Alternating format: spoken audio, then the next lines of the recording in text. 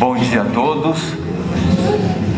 Iniciamos mais um encontro para aprendermos e desenvolvermos um pouco mais os conceitos do Mestre. E, em primeiro lugar, gostaria de convidá-los a me acompanhar nesta singela oração. Deus, nosso Pai, é com muita alegria que nos reunimos uma vez mais em Teu nome, com o objetivo de aprendermos um pouco mais sobre as palavras de vida eterna que compõem o Seu legado para toda a humanidade. Permita, Senhor, que este nosso encontro possa se caracterizar por um estímulo ainda maior para a iluminação das nossas consciências e, principalmente, pelo aperfeiçoamento dos nossos sentimentos, não somente para contigo, Pai, como também com aqueles com quem convivemos, com aqueles que cruzam o nosso caminho e também no relacionamento conosco próprios. Que assim seja. Bem, amigos, vale a pena ser coração. Tem no Anel de Luz essa musiquinha, né? Vale a pena nós preservarmos as palavras do Mestre, e nós vamos encontrar lá nas anotações do evangelista Mateus, no capítulo 5, a seguinte passagem: Não penseis que vim destruir a lei ou os profetas. Não vim destruí-los, mas dar-lhes cumprimento. Eu vos digo em verdade que o céu e a terra não passarão antes que tudo o que está na lei seja cumprido completamente, até o último J e até o último ponto. Bem, amigos, então, esse capítulo 1, Não vim destruir a lei, e que o Kardec, de maneira brilhante, expõe as 3 revelações: a primeira revelação de Moisés, a segunda do próprio Cristo e a terceira do Espiritismo. Então, nós vamos encontrar a primeira revelação, o objetivo principal de trazer o conceito do Deus único. A segunda revelação, através do Mestre, o Deus Pai. E a terceira revelação do Espiritismo, o Deus soberanamente bom e justo. Deus com essas 2 virtudes simultâneas: bondade e justiça. Bem, então, lá na época de Moisés, por que ele coloca como primeira revelação? Já existia entre os iniciados, Krishna, 3.200 anos antes de Jesus, Hermes Trimegisto, bem antes de Jesus, Sócrates, 500 anos antes de Jesus, Buda e tantos outros emissários do próprio Cristo, uma vez que no conceito da doutrina espírita, Jesus, que esteve entre nós há 2000 anos, é o Cristo planetário, o governador do nosso planeta. E tomara que nós sejamos capazes, individualmente, de facilitar o seu trabalho e ele se tornar o governador dos nossos corações também. Só que para isso é preciso nós facilitarmos o seu trabalho. Bem, então, esses conceitos de espiritualidade, de Deus único, de imortalidade, de reencarnação, de migração dos espíritos de um planeta a outro, de um mundo a outro, então esses conceitos já existiam entre os iniciados. Só que a humanidade da época não tinha o amadurecimento para que esses conceitos fossem amplamente divulgados. Então, por esse motivo, que quando vem Moisés, 1200 anos antes de Jesus aproximadamente, então ele vem e traz esse ensinamento do Deus único. E ele faz mais, ele compõe a lei de Deus e a lei civil. E na Torá, os nossos irmãos judeus ortodoxos, eles dizem que existem 613 mandamentos. Então, 613 mandamentos, mais os 10 mandamentos que a humanidade recebeu no Sinai. Então, desses 613 mandamentos, nós vamos encontrar muitas orientações que são voltadas para a época. Então, por exemplo, lá no livro de Levítico, nós vamos encontrar a orientação de que quando você estiver uma plantação, quando você for fazer a colheita dessa plantação, você deve fazer a colheita em curva. Por quê? Para que o produto dos produtos agrícolas que serão colhidos, aquilo que está na curva, seja para o andarilho, seja para a pessoa que não tem posse, para poder fazer uso. Então, olha só que coisa bacana, que já demonstra a preocupação em pensar no próximo. Da mesma forma, quando a carroça estivesse transportando um determinado produto, os produtos que caírem ao chão não deviam ser recolhidos, para que aqueles produtos fossem consumidos pelo andarilho, pela pessoa que não tinha condição e assim por diante. Agora, nos 10 mandamentos, nós vamos encontrar as funções ou as orientações que Deus nos traz, sendo os quatro primeiros mandamentos direcionados do nosso relacionamento com Deus. Os 5 últimos mandamentos, o nosso relacionamento com o próximo.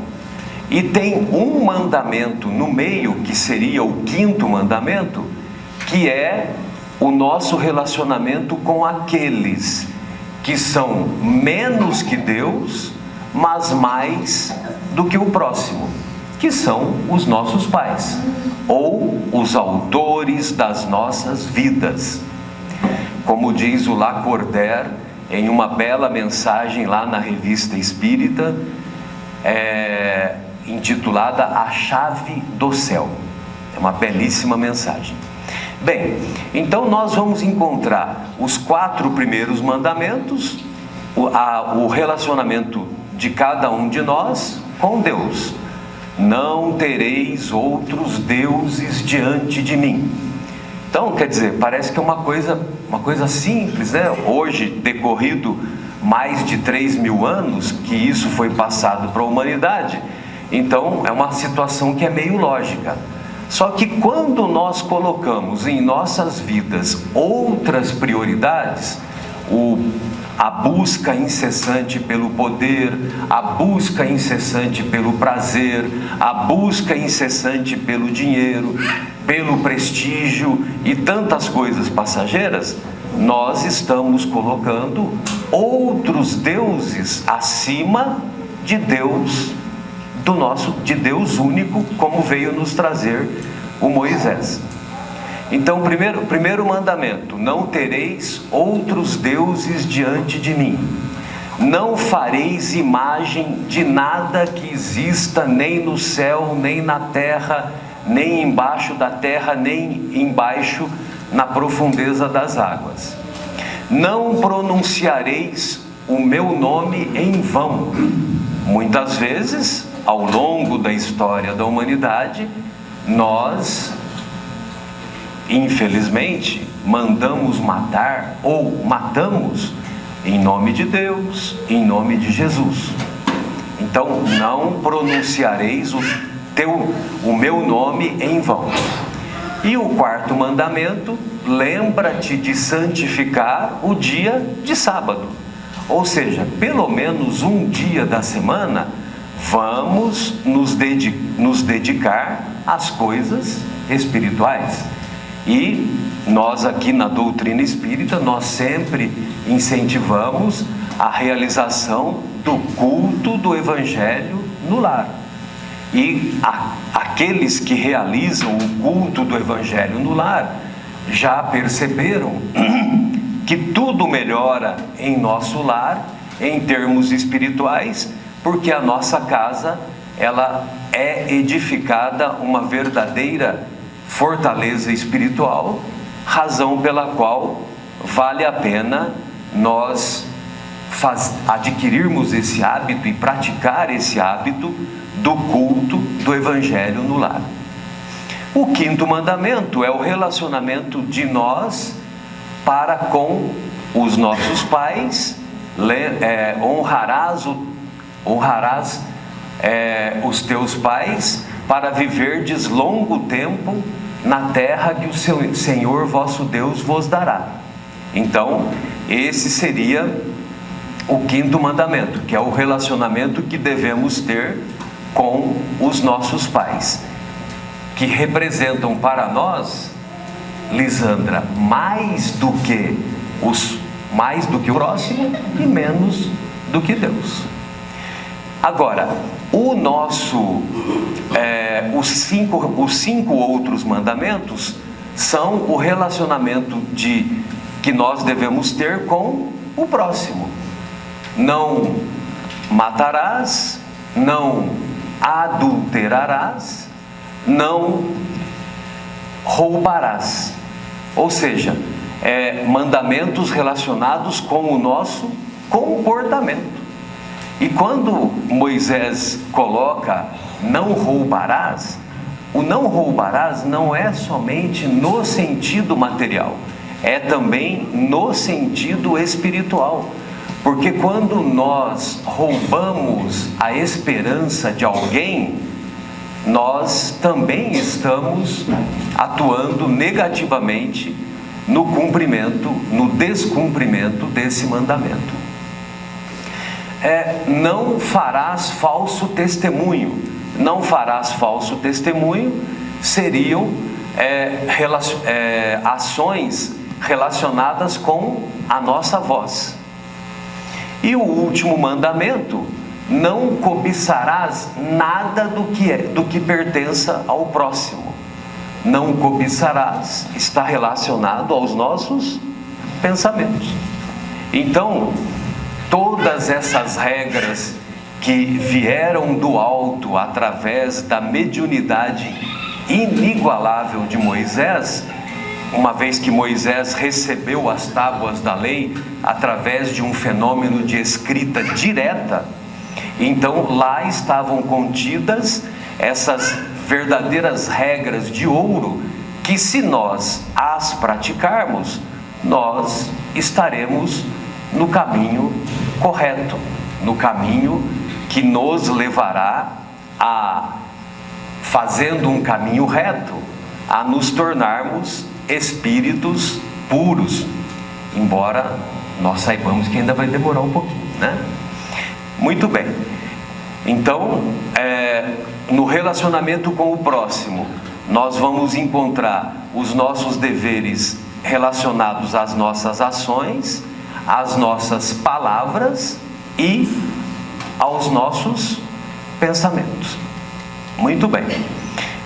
Bom, passaram-se 1200 anos e o governador planetário, ele cumpriu a missão, ele cumpriu com a promessa que ele havia feito e que nós vamos encontrar na obra A Caminho da Luz, quando o Emmanuel vai revelar logo no primeiro capítulo que há um conjunto de espíritos de uma elevada hierarquia se reuniram e estabeleceram o momento da formação da Terra, o momento em que o homem chegaria à Terra e o momento em que o governador planetário iria enviar os seus emissários, e ele os enviou.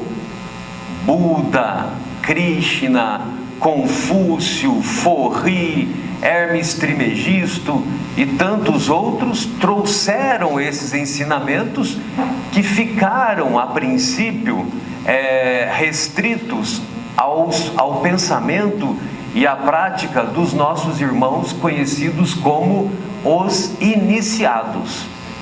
E no momento de maior amadurecimento do planeta, o próprio governador planetário cumpriu a sua promessa, vindo ele mesmo trazer o seu ensino, que ele pegou todos os mandamentos da Torá, incluindo os 10 mandamentos, e resumiu em um mandamento: amar a Deus sobre todas as coisas e amar ao próximo como a si mesmo.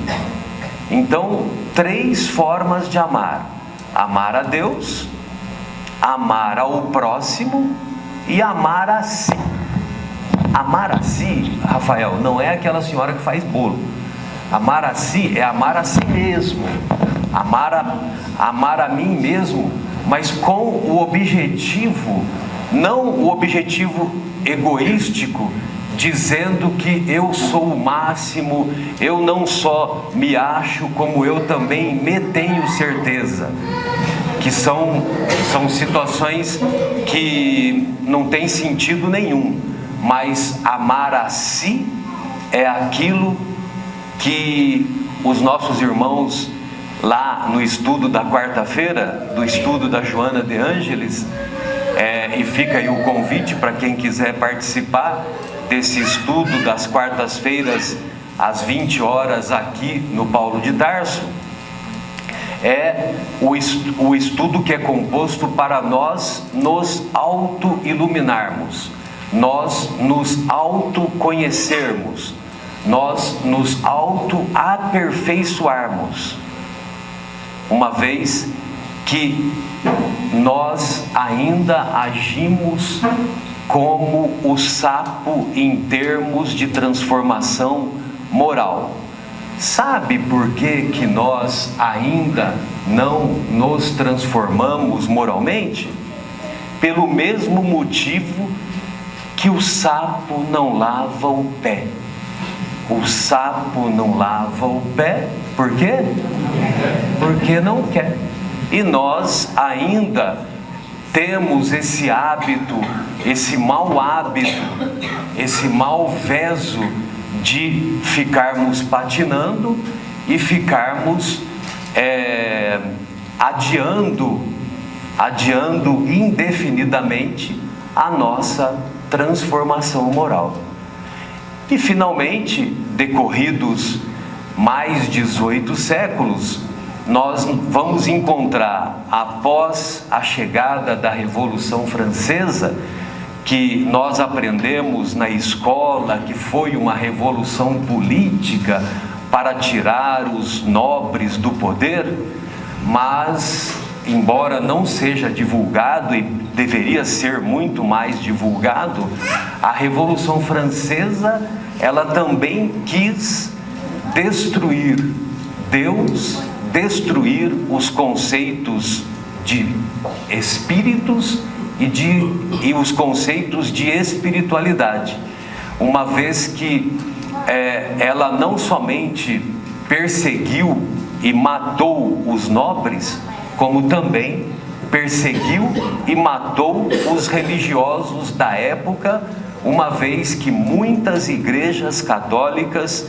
e muitos religiosos que dirigiam aquelas igrejas foram perseguidos e foram mortos. Aí, nesse ambiente de ceticismo, nesse ambiente de incredulidade, vêm os cientistas respeitados da época mostrarem, através dos fenômenos da mediunidade, a prova material da imortalidade da alma.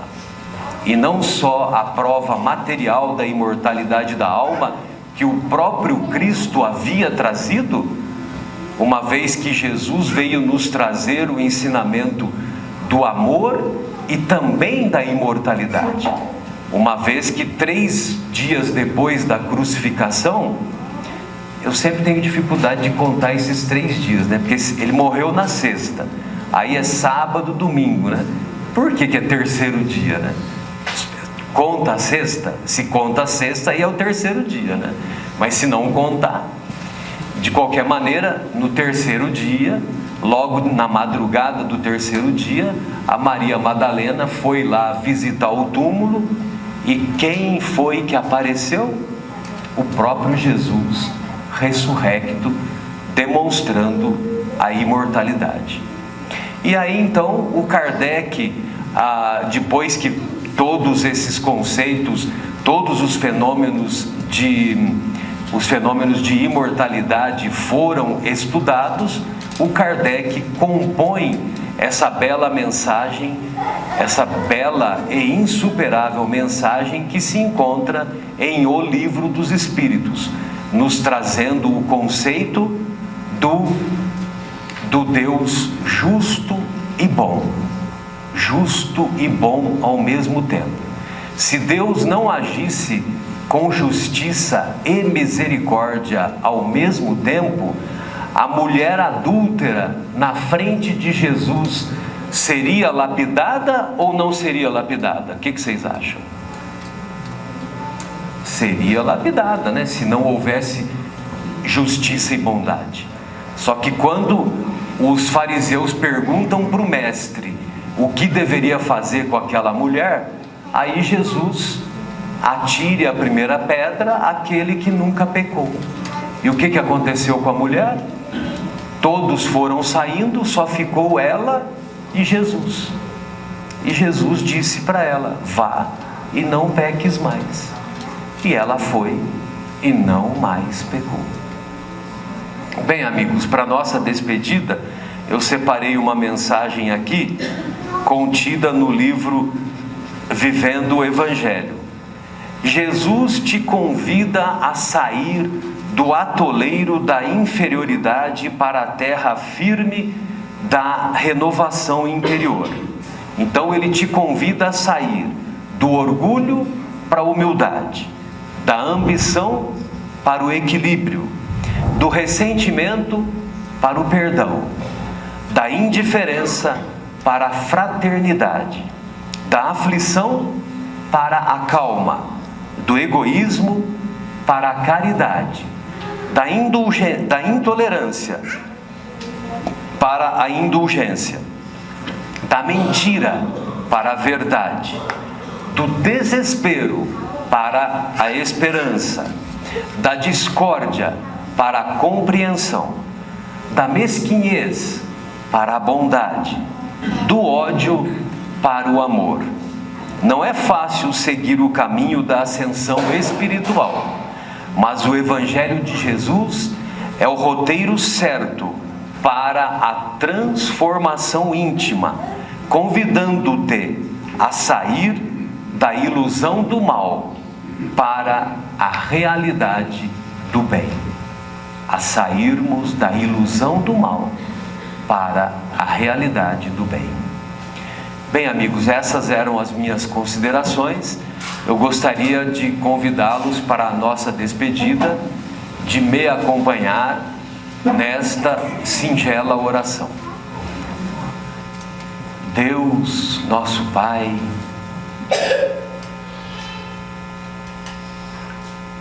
Mestre Jesus, amigos espirituais desta casa,